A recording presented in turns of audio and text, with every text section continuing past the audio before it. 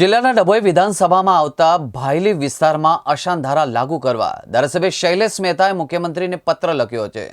પત્રમાં લખ્યું છે કે ભાયલી વિસ્તારનો વિકાસ વધી રહ્યો છે, દરેક જ્ઞાતિ ધર્મના લોકો મિલકતો ખરીદી રહ્યા છે, કાયદો અને વ્યવસ્થા જળવાય એ માટે અશાંતધારો લગાવવા પત્રમાં જણાવ્યું છે।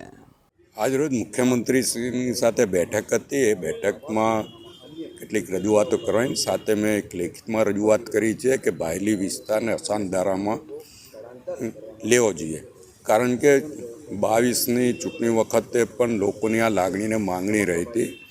ભાયલી વિસ્તાર ખૂબ જ ઝડપે આગળ વધી રહ્યો છે અને ખૂબ જ વિકસિત વિસ્તાર તરીકે આજે વડોદરા શહેરમાં ભાયલીનું નામ છે।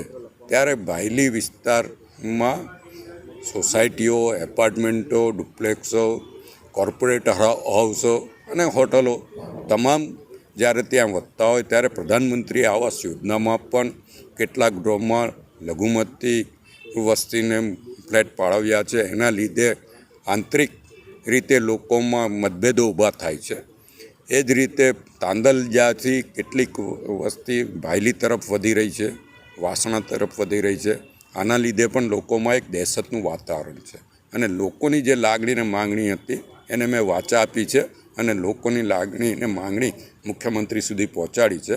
આનો જે પ્રોસિજર છે એ પ્રોસિજર કરીને ત્યાં અશાંતધારો લાગે એવા પ્રયત્નો સરકારમાંથી કરવામાં આવશે।